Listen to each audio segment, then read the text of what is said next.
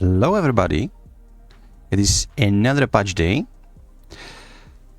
So the patch notes just hit the official AU NA website, so let's go through the patch notes and see what's going to be in store for us. Today we are going to have to download another 8 gigabytes of data, so I hope they are cooking something good.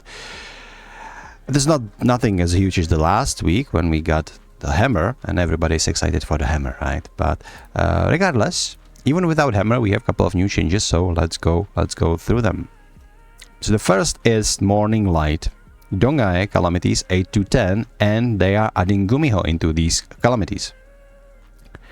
So what we should probably know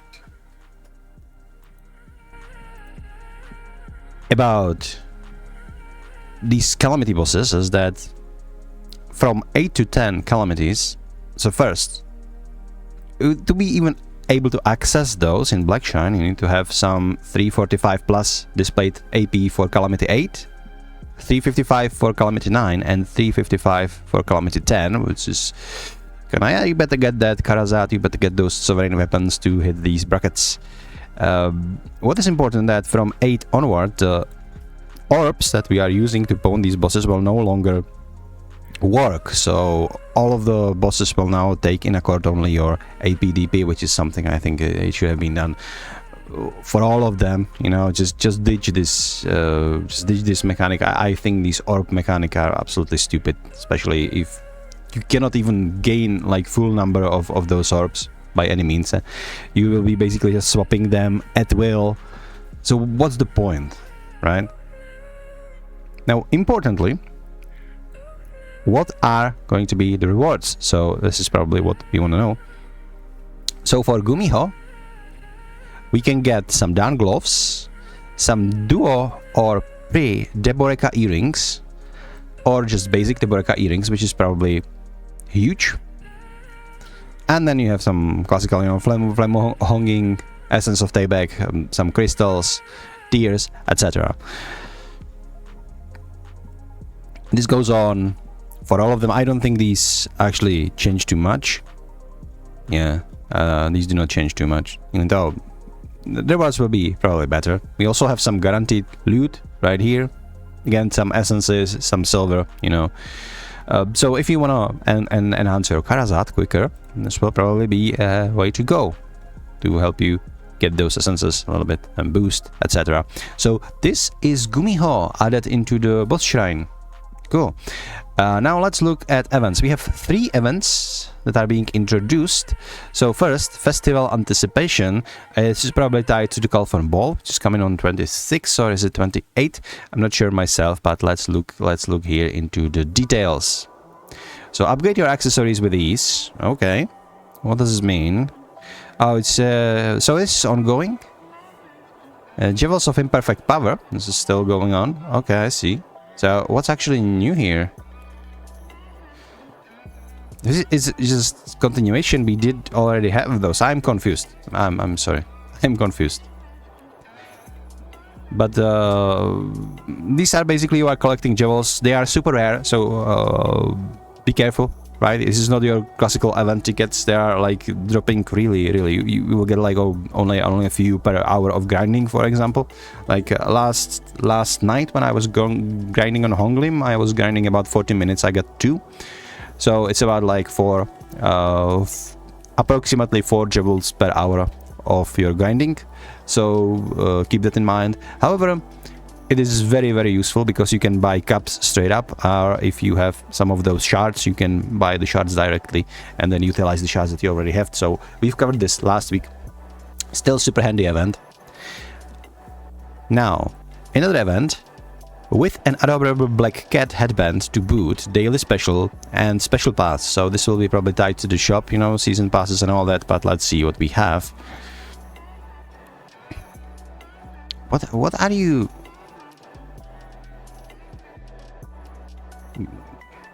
Okay, this is weird. The links are to the wrong events, aren't they not? Okay, so they do have wrong links, so I take back everything. Let's do it again. So first, Anticipation. Okay, so anticipation. Visiting historian in Heidel. Okay.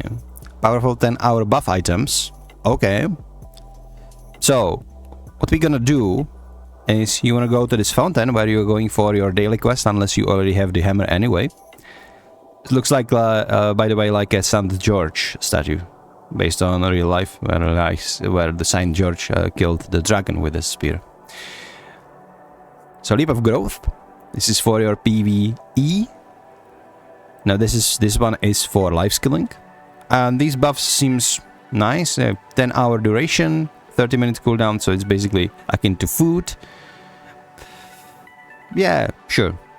Just get them if you are grinding. Get this one if you are more of a life skiller. Get this one. It's super good. It's probably free.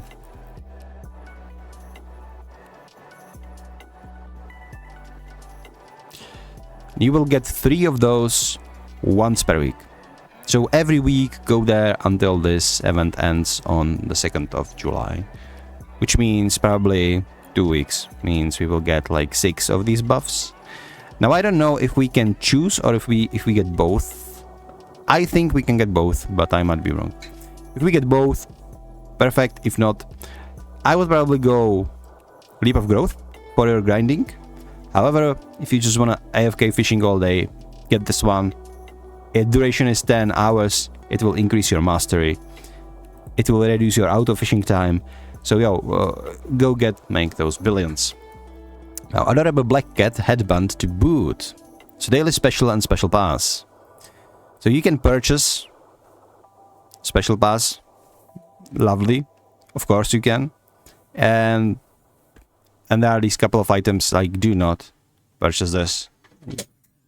Unless you absolutely need Cron Stones, so you would be melting these costumes.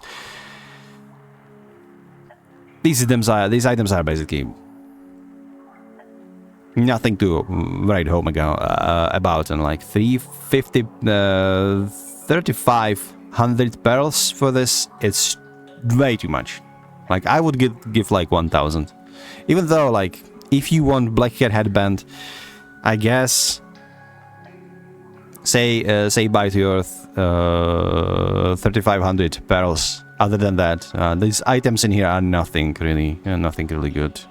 You get a couple of costumes that you can melt down to Cron Stones, but that's about it.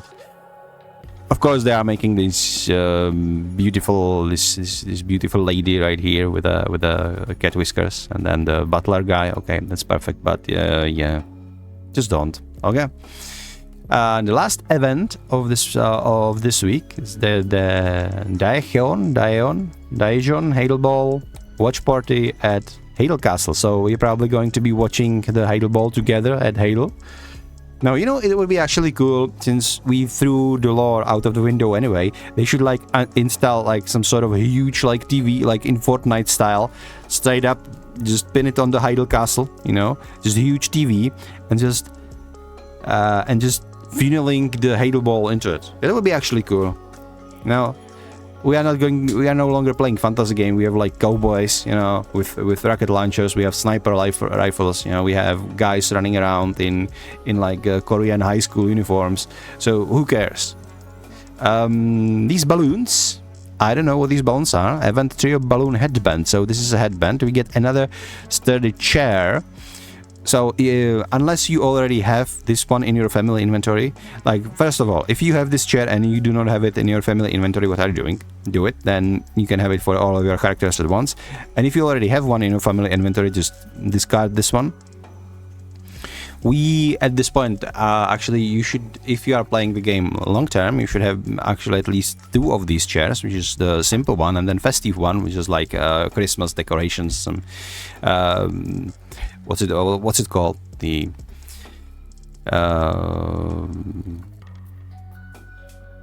well, the weed that grows on trees. You are actually allowed to kiss somebody else if they are standing under it, and then some like jingle bells and stuff. So that is the Christmas one. So if you have that, just discard this. You just take up space. If you do not have this, put it in your family inventory. Then you can use the chair and basically sit on the chair whenever your characters go. Unique dress code. Okay, so they actually want you to go into this event in your best like costume, you know, choose colors. We see a lot of people, I don't know if they're cosplaying some sort of weird Mario with these like trousers and yellow. Yes, whatever. So basically this is more like a social event. We will get Heidel watch party title, we will get study chair so we can sit and watch, and we will get this trio. Like at this point, if you do not, this is a Grand Castle actually, isn't it? What are we doing? This is Grand Castle, this is not Heidel Castle. Am I crazy? So anyway, okay, this is Heidel. Okay, so log into the server at June 27th, Friday, 23:30, 11:30 PT, or if you are living in Europe, it's like in 6:30 in the morning. What the fuck? Nobody's going to be like, I have been grinding all night. Do you expect me to? Maybe I will be still awake. So anyway, gather the location together. So they are basically making a social event. You know, no huge rewards, just a social level, social event. People just get in together, watch the event together virtually in the game. It's absolutely stupid, but it is stupid in a good way, don't take me wrong. So I like when they are doing events like this. It is pushing the social aspect of the game, and we are playing the MMO. I know that a lot of people just want to grind in peace and solitude and be left alone, but in the end of the day we are playing the MMO.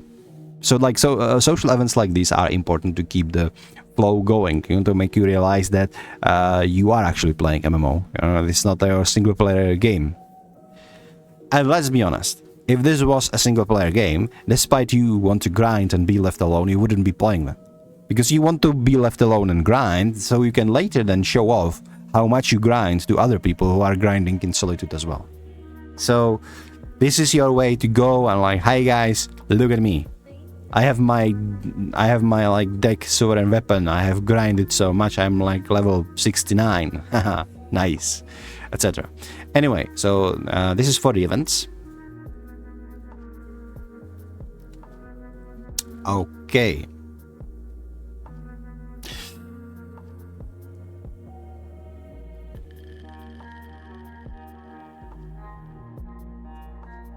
Why are we having duplicate events? They should fire somebody for this. The links are all wrong, and this doesn't make sense. There is event 3, Heidel Ball, and event 4, Heidel Ball as well. What? Why?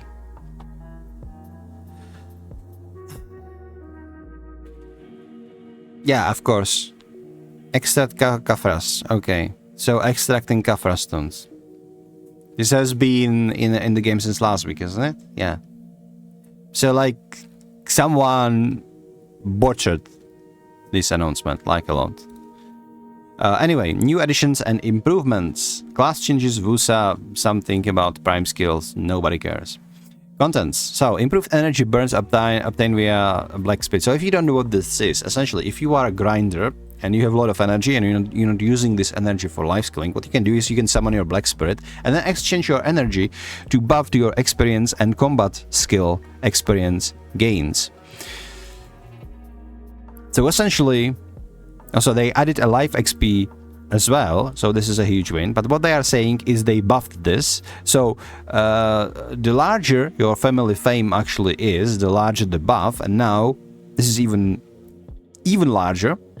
As we can see here, this is what we had until now, and this is what we are getting after the patch. So roughly 50% increased. If you have like a huge combat fame, I mean you have a lot of like 61 plus or 62 characters, you will get now 200% XP and 50% XP, which is, you know, if you ask me, it's kind of counterproductive, because if you are at 1501 combat fame, you don't really need to level up that much anymore, okay? Like leveling up an alt for season is super easy. Nobody would be grinding like seasonal character to like level 65. So like, I don't know why the less you needed, the more you get. It should be the other way around, if anything, or just the same, but hey, at least we are getting more. Okay, so even like the beginner adventurers will get like 50% increase from like 20% buff to 30% buff. So it's always good. It just makes it better for everybody, even though it could be handled a little better anyway. Now, items.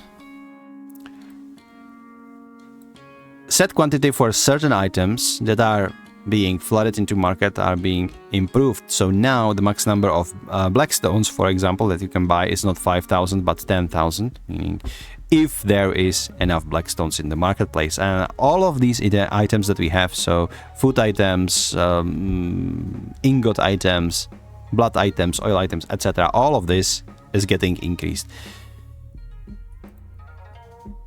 Kafra stones, which is huge, and the increase is massive. You can see that Garmot scale, Kafra stones doubled, Garmot scales, it's like 5 times even. So all of these, so now the trading will be a little bit easier.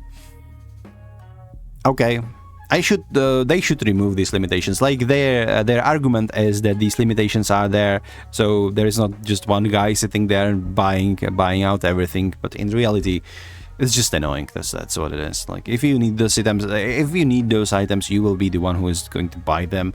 Like unless you have like 10 guys sitting constantly on the marketplace, they wouldn't like realistically. These limitations realistically don't do anything. But hey, I think the devs might be living under the rock. But like maybe I am the one who is living in the bubble, and this is actually saving somebody and giving somebody an option to really buy something that wasn't available before. But I don't know. Either way, this is going to be much easier to do cooking and stuff, for example, you know, buying all those foods that you need, etc. Anyway, to ensure a stable update of the availability of certain items in certain markets, all purchase and sell orders for affected items have been cancelled during this maintenance. So if you had an order, or if you have been selling some of these items, you will have them in your Heidel storage or in your central market warehouse, one or the other. Anyway, other details about remnants of Mystic Beast exchange rates to the item description of the following items: hunting stuffs, furniture, and breath of Narsi on Omua. So as you can see, the usage 2 is what tells us what we can exchange this for and where. So we are Dalishak, we can exchange remnants of Mystic Beast 70, and same goes for stuffed animals. So this is good. Even though some people dislike reading, but if you can read, this is actually going to be helpful for you. Monsters, this is important change. So they added weekly quest in Tunkuta where you can earn Embers of Despair as rewards. So what is Ember of Despair? Ember of Despair is a crafting component that you need to awaken your boss armor or your Pen Black Star armor into the actual end game armor. I think it's like the Fallen God armor. So now we will be able to farm this quicker. We will get guaranteed 10 Embers of Despair every week. And they also stating here that they increase the drop rate of Embers of Despair from following monsters in Tunkuta: Turo Scout, Turo Pike Warrior, and Turo Berserker, which is fair, but they didn't actually tell us how much they increased the drop rate. So might as well be something from like 0.1 to 0.1.5, right? Absolutely negligible. So even if they would say like they are going to be dropping like 5 times as much, like if the initial drop rate is bad, it will be still bad. But hey, overall, we can now grind our armor faster, and I think that this change is actually being done in preparation. My prediction would be that on the Heidel Ball, they will announce the plans to make equivalent of Karazat and Sovereign weapons to the armor categories. So we will get some kind of Sovereign armor now, which I think is where we are heading, because the armor is actually last type of gear slot that we do not have in this like tier 3 category, right? Because we did have like in the standard accessories, then the tier 2 would be Deboreka accessories, and tier 3 is Karazad. Similar for weapons, we have like normal boss weapons, then we did have Black Star weapons, and the final tier is Sovereign armor, right? So, Sovereign weapons. So now armor is the last thing that is missing from this puzzle. I think they are actually going to announce the new types of armor on Heidel Ball this year. Anyway, increase the operate embers, being through this. Now, similarly to those, we have new quest in Ojingshini Forest for Embers of Frost. So, exactly the same as Turos, and also in here we have number 34% increase from following monsters. We also have increased amount of embers and oak pills of time and tide in Ereta's Limbo. So if you are Limbo enjoyer, you will get more loot. Win. Okay. With that, one huge change in Node and Conquest Wars, specifically in Calpheon and Serendia, I think, Medayak, Valencia, Calpheon territories. So only in these. So disregard Serendia. This is Calpheon, Medayak, and Valencia territories. What we gonna get is this Chariot of Doom. This is basically two-person mount, so one guy is going to be driving around, the other guy is going to be shooting at enemies. One shot will cost you 500 mil, so don't go too trigger-happy, unless your guild would end up broke. What's important is this is only for long-lasting guild and node wars, because this Chariot, you will be able to get it from defeating some sort of supply cache or supply caravan that will appear only like 1 hour to 90 minutes during the already lasting node war. So I don't know how long the node wars usually last, but if your node war is in progress for like 90 minutes, then you are guaranteed to find one of these, or rather find a caravan that you can kill to loot one of these, and then start decimating your enemies with this. It looks cool and all, but I wonder how useful this is going to be.